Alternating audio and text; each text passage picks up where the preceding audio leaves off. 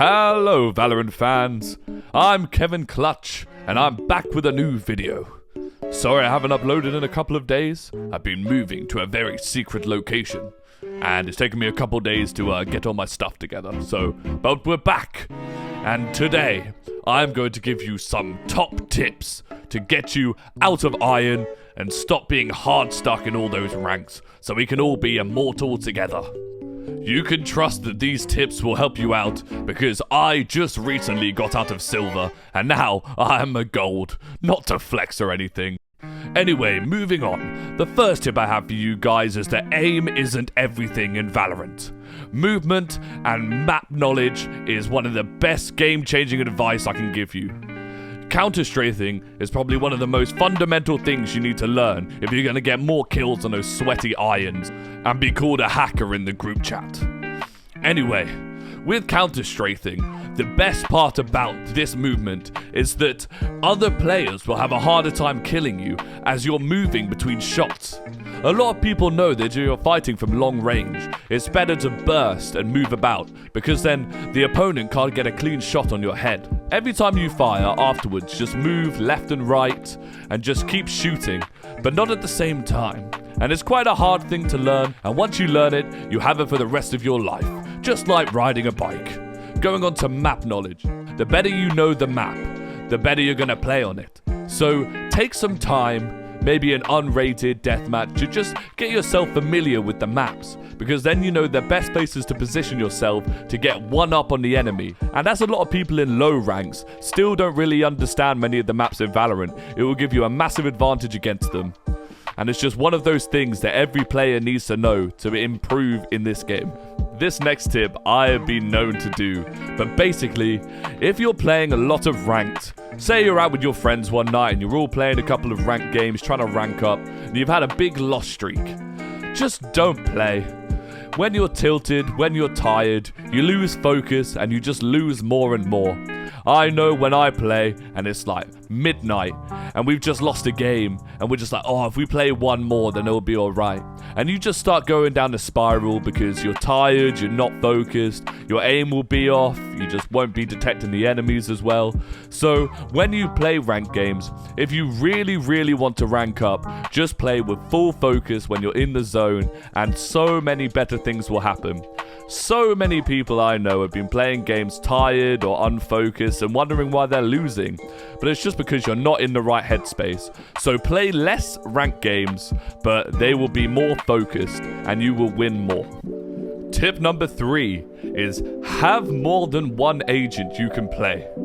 I know, you've all seen it, the videos of people getting all the way to Immortal with Jet or Chamber or Sky, but I promise you, if you're solo queuing in low ranks, it is always better to be able to play a duelist, a controller, a sentinel, because it just means you can match the comp much better.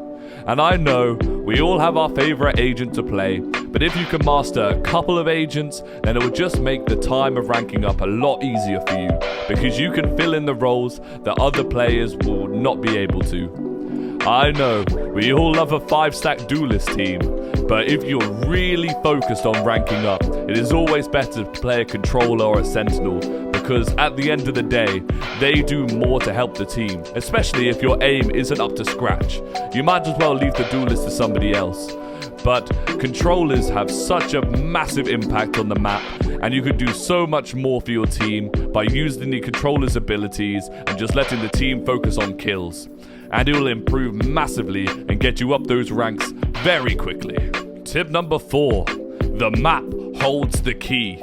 I know so many players that never look at the mini-map when they play in their ranked games, but I promise you, the amount of information you can get off the map is ridiculous. You can tell where the enemies are, you can tell where they might be coming from, you can see what your teammates are doing. It helps so much with planning out your next move.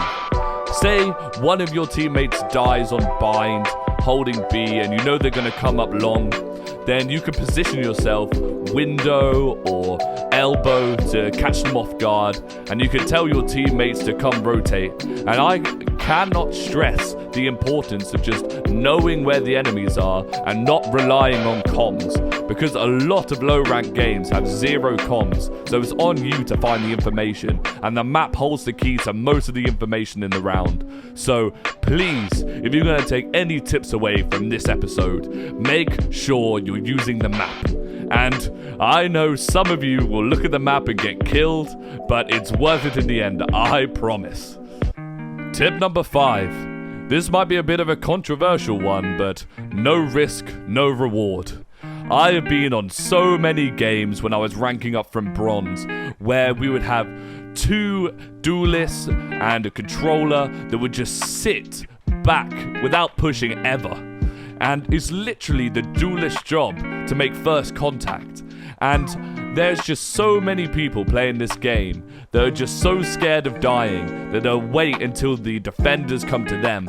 And in some cases that is a good strategy, but in most cases it is better to push as a team and die going for the site than just getting picked off without even pushing on.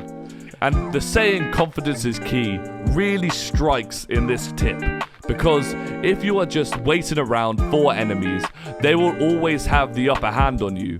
If you take the initiative with lurking, moving around the map, going into places where you know enemies will be, it will always improve your game, because you will have to take duels, you will have to look at the map, you will have to know where the enemies are off of sound cues, and it will just improve your game so much if you start being more confident and taking risks that other players on your team won't take. Because at the end of the day, you might catch the other team off guard, and then you have a massive advantage in the round to help your team out.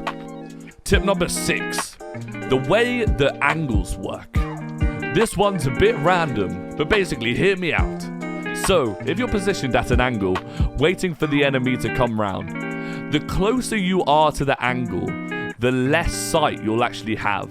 Because the further away you are, the more you can see the enemy, just how angles work. Because the closer you are, the less vision you have protecting that corner.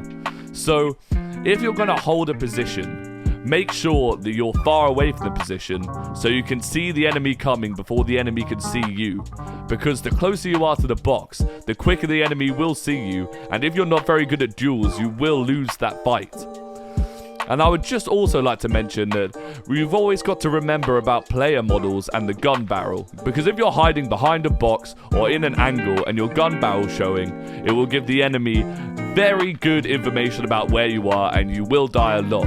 So always keep in mind about the position of your model, and just be careful about where you're looking. And finally, the last tip and my personal favorite: get boosted. Anyway, thank you all for watching. I've been Kevin Clutch. I hope you've learned something from this video and take these tips forward. I'd love to hear all of your games in the comments and tell me how you're doing in ranked. I've been Kevin Clutch. I'll see you tomorrow for another video. And as always, have a great day.